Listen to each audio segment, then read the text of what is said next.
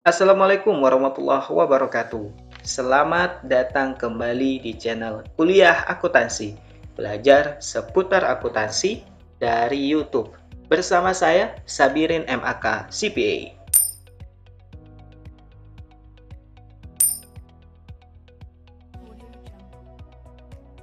Di video kali ini, teman-teman, di segmen akuntansi sektor publik, kita akan membahas teknik akuntansi sektor publik. Nah, kira-kira seperti apa penjelasannya? Mari kita simak bersama-sama. Di teknik akuntansi sektor publik ini akan ada 3 teori utama atau penjelasan yang akan saya bahas. Yang pertama terkait dengan akuntansi dana, yang kedua yaitu akuntansi anggaran dan akuntansi komitmen. Di video kali ini saya akan fokus membahas akuntansi dana. Adapun penjelasan untuk akuntansi anggaran dan akuntansi komitmen akan saya share di video yang selanjutnya. Dana dalam pemahaman untuk sektor publik itu kurang lebih sama ya teman-teman antara dana yang ada di perusahaan swasta. Nah, misalnya dana 1M yang diterima oleh pemerintah daerah dengan yang diterima oleh PTX itu memiliki persamaan. Persamaannya di mana? Nah, sumber dana yang diterima oleh publik maupun private itu sama-sama digunakan untuk mencapai tujuan dari organisasi. Nah, perbedaannya di mana? Perbedaannya adalah jika di sektor publik sumbernya itu bisa dari pajak, pendapatan negara yang lainnya. Dan sementara dari sektor swasta, sumbernya itu bisa berupa penanaman modal atau saham listor. Selain itu,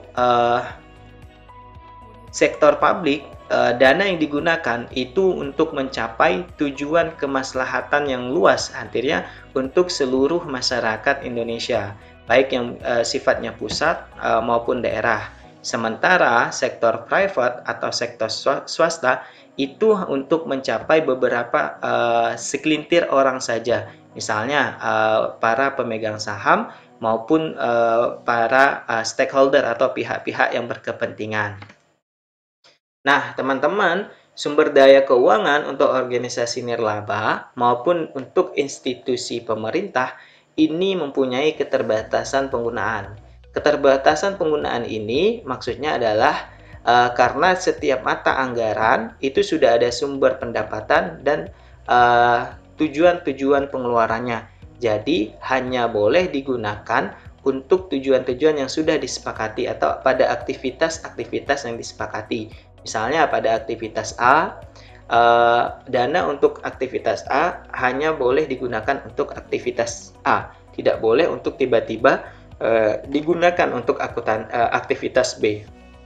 Dan kalaupun mau dirubah, karena sifatnya itu sangat kaku, jadi harus melalui beberapa proses.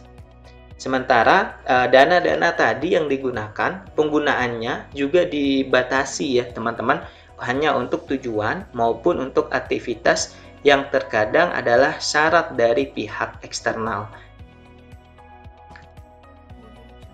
Nah, untuk mengakomodasi keadaan tadi, maka organisasi sektor publik itu wajib untuk membuat funds dalam sistem akuntansinya. Nah, pemasukan yang ada dalam organisasi sektor publik itu harus diklasifikasikan sesuai dengan tujuan dan maksud tertentu. Nah, sistem akuntansi dana ini adalah alat pengawas ya teman-teman, alat kontrol agar setiap aktivitas yang sudah direncanakan itu tepat penggunaan sumber dananya dan aktivitasnya. Jadi, tujuan dari organisasi sektor publik itu mudah untuk tercapai. Di sektor dana ini, di akuntansi dana ini, untuk persamaan akuntansinya, kalau persamaan akuntansi di sektor private atau bisnis itu aset, ini teman-teman semua sudah pada tahu lah ya, aset harta sama dengan hutang plus kewajiban. Jadi aset sama dengan harta, liabilities atau kewajiban ditambah dengan modal, artinya sama. Owner equity di sini menunjukkan kepemilikan pada perusahaan atau oleh pemegang sahamnya, artinya lingkupnya kecil.